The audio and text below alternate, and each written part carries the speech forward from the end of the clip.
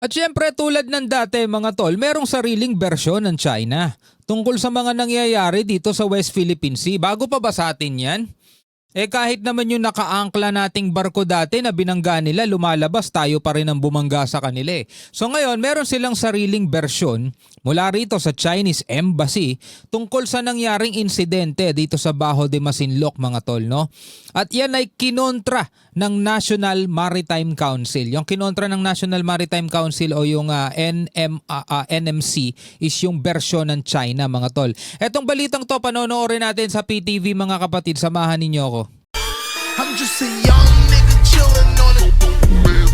First time I seen ice was a Alright, magandang araw sa inyong lahat. Bago natin to simulan, huwag niyong kalimutan mag-subscribe. Click nyo na rin ang notification bell para ma-notify kayo whenever na may mga bago tayong reaction video tulad nito. At kung ikaw naman ay nanonood sa ating FB page, syempre huwag mo rin kalimutan mag-follow and like. Bilang isang Pilipino, regardless kung sinong politiko ang sinusuportahan mo, regardless yan kung anong kulay ng political party na sinusuportahan mo, hindi tayo dapat dito magkakalaban dahil iisang lahi, iisang bansa lang naman tayo mga tol at dapat pare-pareho tayong naninindigan sa ating karapatan. Diba? Sa karapatang ipinagkaloob sa atin mga tol ng saligang batas at ng batas internasyonal na pilit kinukuha sa atin ng mga malalakas at makapangyarihang bansa. Kaya nga mga kapatid dito sa ating reaction, hindi ko naman kayo hinihikayat na magwala o hinihikayat na awayin sila mga tol. Hindi natin ginagawa yun. No? Ang sa atin lang dapat magising tayo sa katotohanan para hindi tayo nadadala ng mga propaganda to the point na mismong mga sundalo na natin kinakalaban na ng ibang mga kababayan natin. Yun kasi ang problema kapag nadadala sila sa mga propaganda, mismong mga Coast Guard, sundalo, nagiging kalaban na ng kapwa Pinoy. Diba? Yun ang mahirap doon. Kaya nga tayo gumagawa ng ganitong klaseng reaction video para mas maklaro natin lalo diba? So samahan ninyo ako mga tol, panoorin natin itong balitang to mula rito sa PTV Philippines. Sa ibang balita, patuloy ang pagsagot ng Chinese Embassy tungkol sa mga insidente sa West Philippine Sea. Pero may sagot din dito ang ilang ahensya ng gobyerno bilang bahagi ng paglaban sa mga maling impormasyon. Yan, yung mga maling impormasyon mga tol. Yan ang nagpapawatak-watak sa mga Pilipino. Sad to say, marami kasi mga Pilipino masyadong uto-uto. Minsan nga nagpapapaniwala sila kahit sa mga AI lang na lumalabas sa FB o sa social media. Ulat ni Patrick de Jesus. Naglabas ng sariling bersyon ang Chinese Embassy patungkol sa naging insidente sa West Philippine Sea noong Lunes ng tanghali malapit sa Bajo de Masinloc, kung saan hinabol ang isang Pinoy fishing boat ng mga barko ng China Coast Guard at PLA Navy. Sabi ng Embahada ng China, ang paglapit ng China Coast Guard ay para itanong sa pamamagitan ng radyo kung kailangan ng tulong. Ngunit lumayo rin kalaunan ang mangingisda. Okay mga kapatid, no, ito yung sariling version nila na pinapalabas nila, nagtatanong sila kung kailangan ng assistance, nagtatanong sila kung kailangan ng tulong mga tol. Kahit bali-baliktarin mo pa ang sitwasyon, kahit napalabasin nyo pa na kayo ay good guy, di ba? At wala namang kayong hinahangad na masama, ang tanong, anong ginagawa nyo dyan?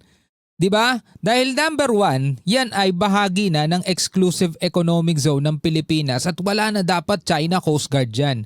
Hindi magkakaroon ng mga ganitong misunderstanding. Sabihin na natin ganon for the sake of argument na sinasabi nila.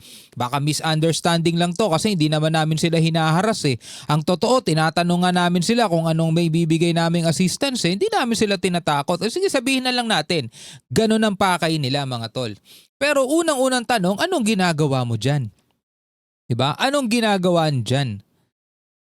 Kahit naman balikan natin yung United Nations Convention on the Law of the Sea mga tol, meron tayong karapatan dyan dahil yan ay nasa loob ng ating exclusive economic zone. Marami ng mga debating nangyari dyan, marami ng mga papilit na binabago ang katotohanan dyan. Pero meron din tayong 2016 Arbitral Award kung saan napawalang bisa nga yung kanilang 10-dash line na magpahanggang ngayon ayaw nilang kilalanin at para sa kanila ay void. Diba? Para sa kanila ay wala yun, walang bilang yun, hindi nila kinikilala yun. Diba? Yun ang problema, hindi nila nire-respeto international law. Pero sa video na kuha ng mangingisda, maririnig ang malakas na pagpapatunog ng wangwang o sirena mula sa barko ng China. Di ba? Tatanong ka ng assistance tapos nakawangwang ka ng ganyan. Sa kabila nito, may naging patutsada muli ang Chinese Embassy kay PCG spokesperson for the West Philippine Sea, Commodore J. Tariela, at mariin umano nilang tinututulan ang anumang paninira sa mga hakbang ng China. Actually, hindi naman paninira yun dahil sila na mismo sumisira sa sarili nila eh. Diba? O halimbawa na lang, alisin muna natin tong topic na to, yung ginawa nilang pangwa-water cannon doon sa mga mangingisda, maliliit na mga bangka na mga mangingisda. Pag yun bang inilabas na video na yun, paninira sa kanila? Diba? Sila na mismo gumawa nun, winater cannon nila yung mga maliliit na mangingisda eh. Saan ba nila winater cannon? Sa teritoryo ba nila? O dito sa exclusive economic zone ng Pilipinas? Well, sasabihin nila, sa loob ng teritoryo namin. Kasi nga, yun ang kinikilala nila. Hindi nga kasi nila nire-respeto o ginagalang yung umiiral na international na batas. Maraming mga claimant dito sa mga pinag-aagawan, maraming mga nag-o-overlap. Pero hindi naman kasi ganun gumagamit ng karahasan o hindi naman ganun ka-agresibo yung ibang claimant dyan. Sila lang naman ang bukod tanging agresibo at sila lang naman ang bukod tanging gumagamit ng puwersa dyan eh. May mga narinig pa nga tayo, sabing ganun, magpasalamat kayo at water cannon lang ang ginagamit ng China. Sabing ganun ni yung nagsasalita sa kanila. 'Di ba? Yung nagsabing kaya daw nila burahin ng US, kaya daw nila i-wipe out ang US. Yun yung may sabi Pagpasalamat kayo, water cannon lang ang ginagamit ng China. 'Di ba? Kailangan pa ba natin ipagpasalamat 'yun? Buwelta naman ng National Maritime Council sa panibagong pahayag ng Chinese Embassy. Huwag lumihis sa tunay na issue. They are now working on, they're trying to discredit some personalities. Sa atin, once you attack a personality, ang ibig sabihin lang doon, nawawalan kayo ng legal argument. Tama. Kaya tapo na yung binabanatan nyo. Tama. So actually, these are the things.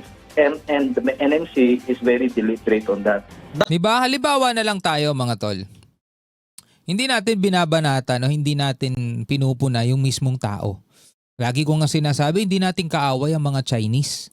Hindi natin kaaway yung mismong China. Sa kabuuan, 'di ba?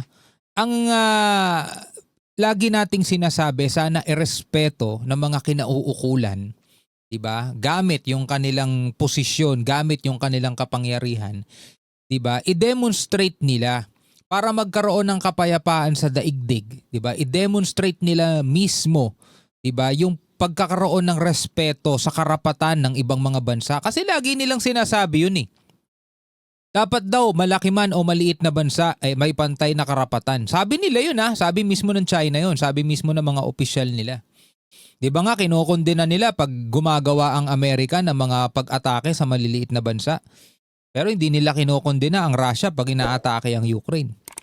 'Di ba? Hindi nila kinokondena sarili nila kapag hinaharas nila mga maliliit na bansa rito sa South China Sea. Di mo alam tuloy kung ano paniniwalaan mo sa kanila eh. Pero sinasabi nila dapat daw malaki man o maliit na bansa dapat may pantay na karapatan. O ano saan ang karapatan ng Pilipinas? 'Di ba? Karapatan ng Pilipinas na makapangisda sa sarili niyang exclusive economic zone. Hindi dapat nararanasan niya ng mga mangingisdang Pilipino kung marunong lang sana silang rumespeto. So actually, these are the things. And the NMC is very deliberate on that. Dagdag ng NMC, patuloy ang magiging tugon ng pamahalaan para labanan ang mga maling impormasyon at mapaninlang na mensahe sa West Philippine Sea. Kaya nga salamat sa ating mga bagong followers. No, sana mga tol, yung mga followers natin dito, yung mga bagong followers natin lalo na sa FB. Diba? Nandirito kayo hindi para sa makipag-away kayo tungkol sa politika. Hindi to tungkol sa DDS, hindi to tungkol sa loyalist, hindi to tungkol sa dilawan o pinklawan. Ito'y tungkol mismo sa ating bansa. Mga tol. Tungkol mismo to sa ating bansa. Dapat mga kapatid, ang tinitignan ninyo is yung kapakanan natin bilang isang bansa. Yung karapatan ng ating mga kababayan bilang isang bansa. Hindi yung makukuha ng inyong sinusuportahang mga kandidato. Walang basehang legal o sa international law ang akusasyon ng China. Tama. Bagkus pa, sila ang gumagamit ng kanilang mga maritime forces, no, at gumagawa ng mga illegal na pamamaraan tulad ng pag-water cannon sa Yeah. ating mga isda, Coast Guard at beeper vessels, agresibo at mapanganib na maneuver o close encounter sa dagat at sa himpapawid. Mhm. Ang Pilipinas kasi as per policy at spirit of transparency, puro katotohanan lamang at mga legal na pamamaraan ng ating isinapupubliko. Sa kabila ng nagpapatuloy na insidente sa West Philippine Sea, nananatiling polisiya ng kasalukuyang administrasyon ang mapayapang pagresolba ng mga gusot sa karagatan sa paraang isusulong ang interes ng bansa. Our communication lines will remain open. Bukas tayo sa dialogo o diplomasya. Pero dapat maging maliwanag tayo na ang pagdadialogo ay hindi nangungulugan na pagsupok sa ating paninindigan, sa ating soberanya, karapatan, at jurisdiction sa ating karagatan. Oh, naiintindihan naman yun ng mga matatalinong Pilipino. 'Di ba? Hindi naman nangangahulugan talaga ng pagsuko. Yung pakikipagdialogo, pakikipag-usap, yun ay para maresolba ng mapayapang paraan kung ano man yung sigalot. Kasi hindi lang naman dito nangyayari yan eh. Kahit sa mga magkakapitbahay, halimbawa meron kayong pinag-aawayan, 'di ba? Meron kayong pinag-aawayang lupa o kaya sa parking na lang. 'Di ba? Dadalhin niyo yan sa barangay para mapag-ayos kayo, para mapag-usapan at maayos yung gusot. Hindi naman karuwagan o hindi naman pagsuko yun eh. 'Di ba? Para lang talaga maayos, magkaunawaan. Ang problema mga tol, meron ng batas, andyan na. Susundin na lang, rerespeto na lang. Ang problema mga tol, yung kapitbansa natin ayaw gawin yun eh. 'Di ba? Ayaw nilang ibigay sa tamang nagmamay-ari o sa tunay na nagmamay-ari yung karapatan doon sa isang bagay na inaangkin nila o doon sa isang teritoryong inaangkin nila. Yun ang problema.